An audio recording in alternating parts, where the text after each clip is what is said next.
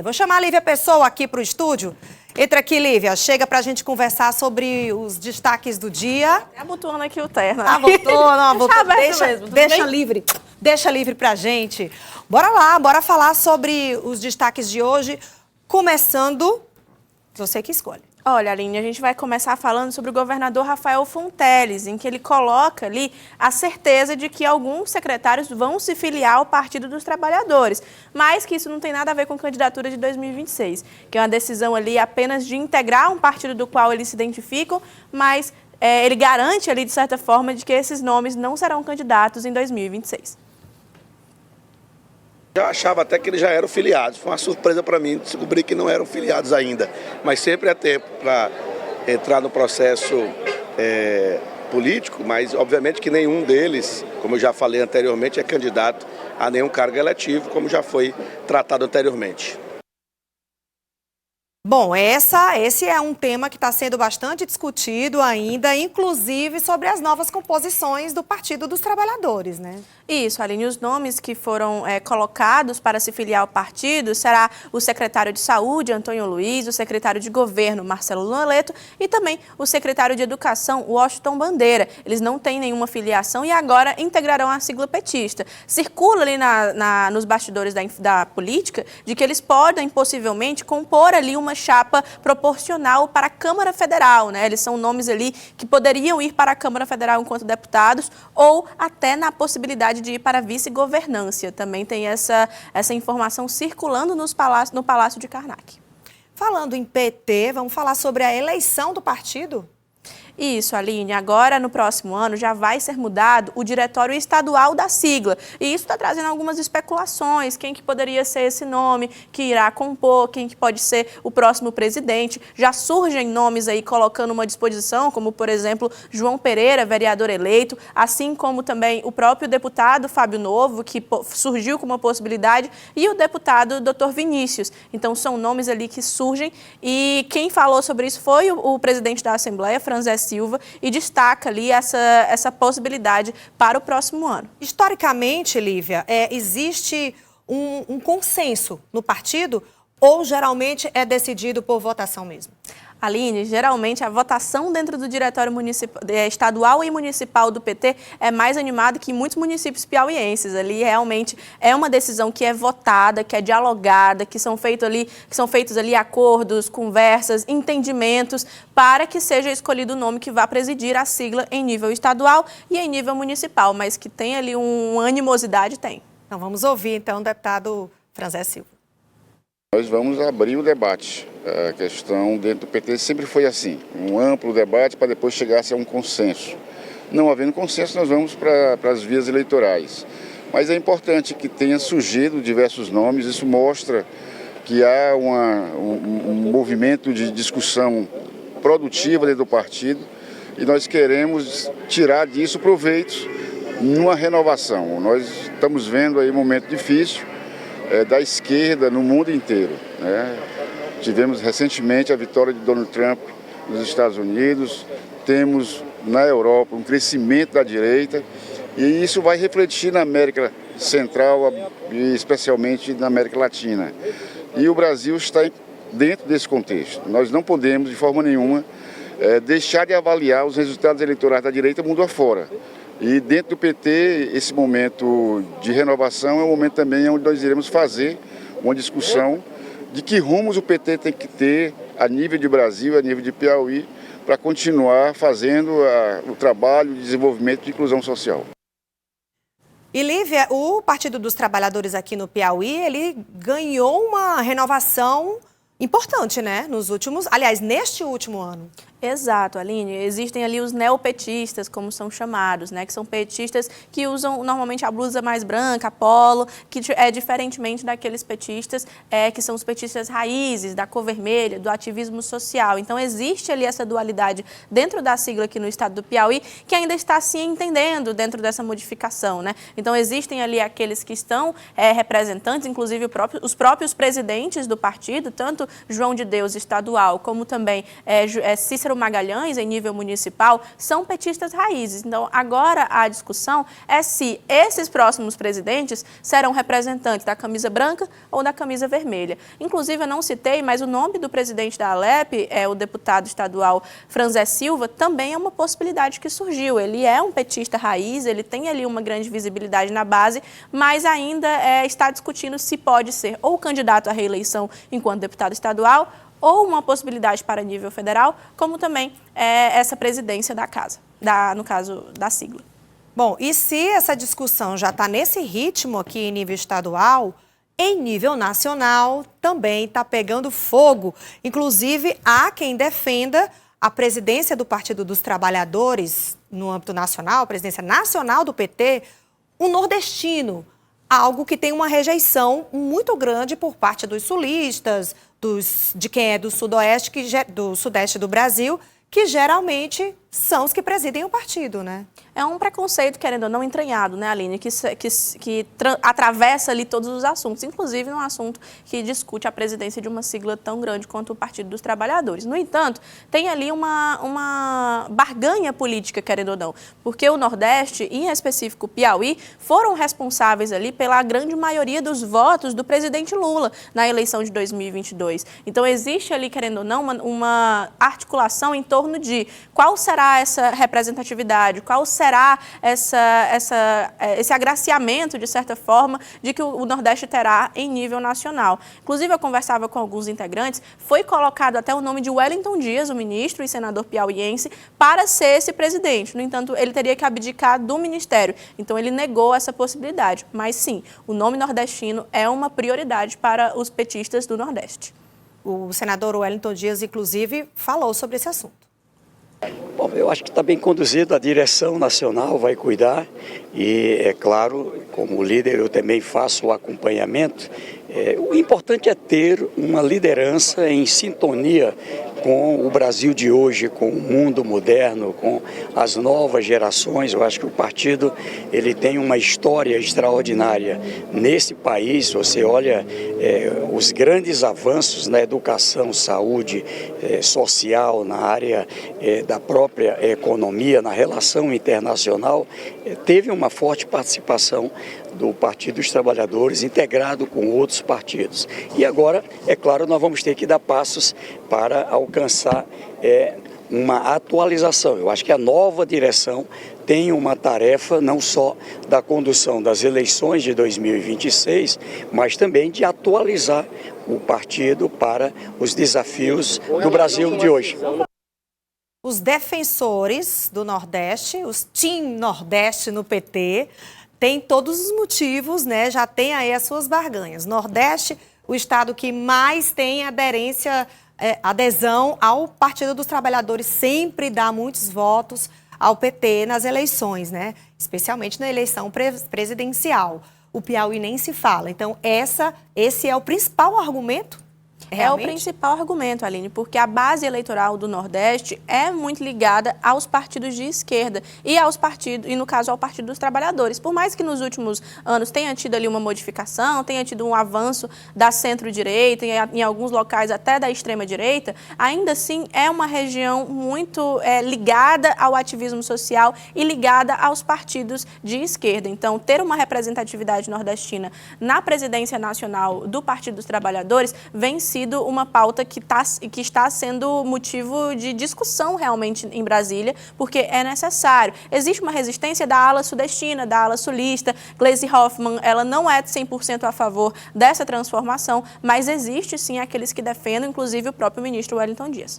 E o PT também já deve se articular em torno dessa renovação dos partidos, principalmente das caras, né, dos nomes que fazem a extrema-direita, que vem crescendo. Então, tem uma renovação, por isso que a esquerda também tem repensado seus passos. Com certeza, Aline, porque a gente percebe uma renovação, como você mesmo trouxe, da centro-direita e da extrema-direita. No entanto, da esquerda existe uma estagnação no nome de Lula. Então, o representante mais conhecido, o líder político mais reconhecido pela esquerda no Brasil é o presidente Lula. Então, não existiu uma renovação dessa safra. E é necessário porque as eleições de 2026, elas têm uma perspectiva de não ser uma reeleição do presidente Lula. Até pelo fato da idade, existe ali um burburinho de que ele possa realmente escolher um sucessor para já não haver essa reeleição. Então, é necessário que haja uma mudança desse nome, porque como a gente pôde perceber nas eleições municipais, os representantes pelos quais foram defendidos por Lula não tiveram um sucesso imediato como era esperado pela esquerda. Então, nomes como o do Boulos, que foi candidato, o Guilherme Boulos, que foi candidato em São Paulo, e até Fernando Haddad, que foi o sucessor escolhido nos últimos anos para a presidência, não tem uma aderência popular, uma adesão popular muito firme, né? Existe uma base ali que tem um teto, tem um limite. Então, existe ali uma necessidade de realmente fazer uma mudança de nomes dentro da esquerda brasileira. Apresentar mais opções para o eleitorado também. E olha, senador Marcelo Castro está defendendo menos partidos no Brasil, a reforma eleitoral nos próximos anos, Lívia.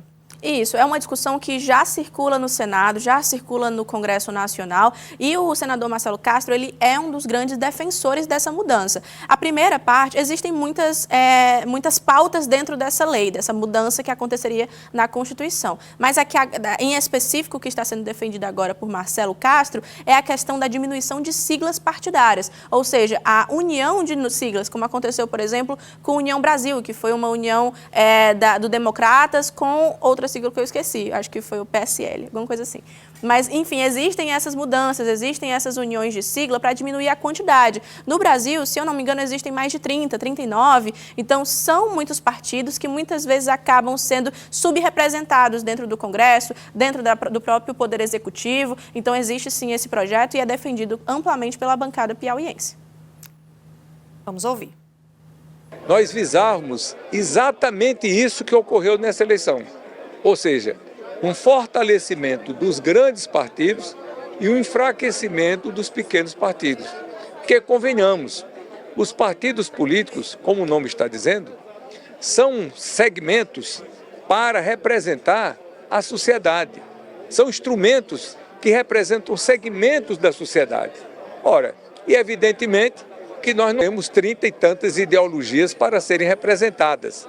Então, o ideal é que nós não tivéssemos tantos partidos políticos quanto temos hoje. E essas eleições e as eleições passadas estão confirmando que nós estamos caminhando celeremente nesse caminho.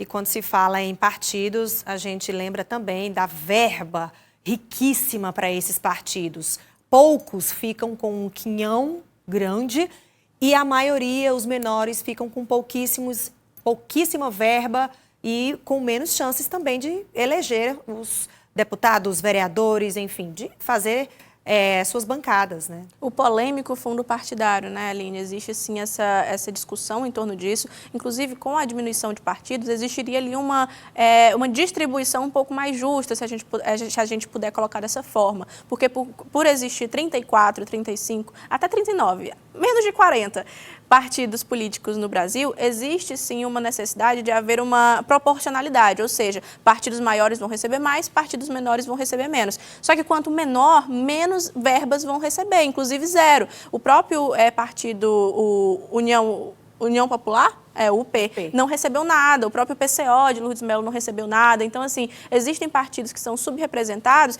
e que acabam não tendo viabilidade política. Então, não faz nem sentido, porque nós sabemos que uma eleição ela é cara, exige ali uma estrutura. Então, quando não possui esse apoio do Estado, é sim uma fragmentação ali do sistema democrático.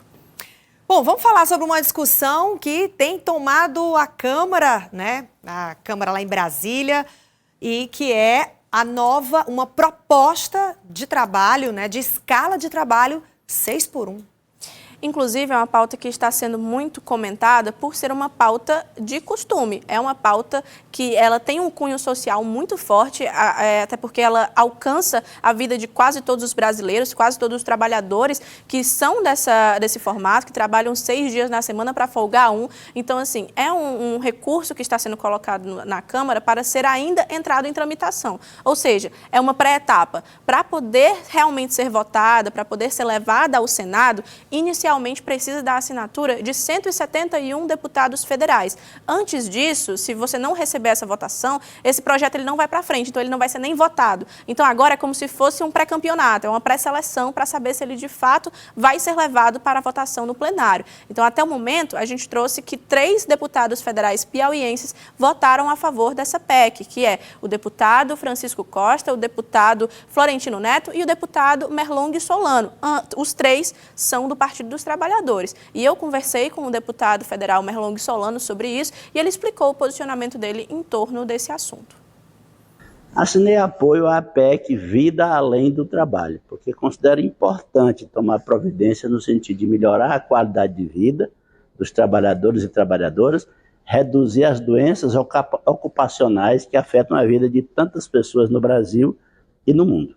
Lá atrás, na Constituinte, reduzimos a jornada de trabalho de 48 para 44 horas semanais. Mas o mundo já foi além. As tecnologias hoje permitem aumentar a produtividade e, ao mesmo tempo, reduzir a carga horária de trabalho dos trabalhadores e trabalhadoras. Pois é, essa discussão essa proposta, né, que vem sendo debatida ainda tem muitos caminhos e a ideia é fazer com que chegue a um debate que já é um pouco mais antigo na Europa, por exemplo. Isso, Aline. Aqui no Brasil a gente teve uma mudança que foi repentina ali no sistema de direitos trabalhistas, porque foi de última hora, querendo ou não. Foi uma mudança que aconteceu ali junto do governo Bolsonaro, em 2018, mais ou menos, que houve essa transformação. Então existe ali uma divisão que passa, né, deixa de ser apenas uma discussão parlamentar, uma discussão realmente em torno do brasileiro e se torna política. No Congresso nós possuímos 513 deputados federais. Dentre eles, ali quase 276 são de centro ou de centro-direita ou de extrema-direita. Então, quando coloca-se uma discussão que mexe um pouco com a economia, que pode desagradar um pouquinho ali o empresário, o grande empreendedor, isso coloca, querendo ou não, um partido acima da discussão partidária. Então, é muito complicado ter a adesão desses nomes, desses parlamentares que são de extrema-direita e de centro-direita. Os de centro, os que têm um diálogo ali, partidos como, por exemplo, o PSB, o MDB, o PSD, eles já têm uma flexibilidade de acompanhar a pauta, não acompanhar necessariamente o partido. Então, é uma expectativa que ela possa passar essa PEC para poder ser votada. Então, os 171 nomes é uma possibilidade, é algo palpável. Mas é uma discussão que sim vai render muito, porque mesmo passando, ainda vai ter a votação em primeira instância, a votação em segunda instância, vai para o Senado, depois volta para a Câmara, depois tem o veto do presidente. Então ainda é uma discussão que vai demorar muito tempo. É uma proposta da deputada Érica Hilton. Isso, do PSOL lá do Rio de Janeiro.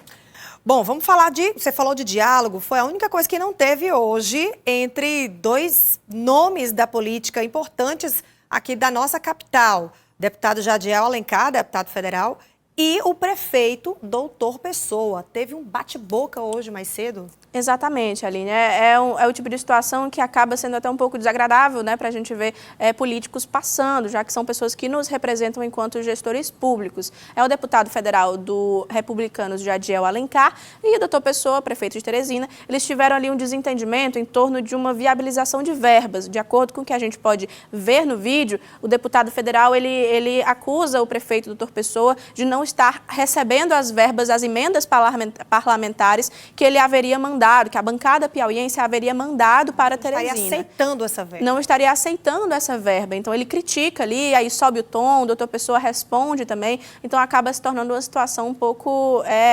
acalorada. E a gente vai ver o vídeo agora para entender mais ou menos como foi essa situação. Eu assumi que vai ser assinado, que há muito tempo eu venho me esperando e você não foi. Recurso recusar para Teresina eu não admito mais. Teresina não permite mais isso. Eu não admito. É 15 milhões de reais para Teresina e o senhor não pode recusar. Pelo amor de Deus, já basta de fazer o mal para Teresina, prefeito. Olha, isso aí demonstra também uma ferida aberta há um tempo atrás. Aline, é algo que todos, né, acompanhamos ao longo da campanha e do momento pré-eleitoral também, em que o Dr. Pessoa, ele era do Partido Republicanos, ele tinha uma relação ali, colega, partidário, juntamente com Jadiel Alencar, que é o presidente, que na verdade a esposa é a presidente, mas ele participa ali ativamente dessa discussão e ele é um dos líderes do partido em nível estadual. Então, houve ali uma ruptura muito abrupta na época em que o Dr. Pessoa saiu na janela partidária para competir, porque o partido queria acompanhar o atual vice-prefeito, né, o vice-prefeito eleito, Jeová Alencar, na disputa. Ele não queria apoiar Dr. Pessoa. E Dr. Pessoa queria ser candidato. Então, ele teve que sair no final, no último dia da janela partidária, para o PRD, para ter uma viabilidade eleitoral. Então, isso trouxe ali um desconforto dentro dessa sigla, um desconforto entre os parlamentares, entre o deputado federal Jadiel e entre o prefeito de Teresina, Dr. Pessoa, e ficou nítido nessa imagem de que não foi resolvida essa situação.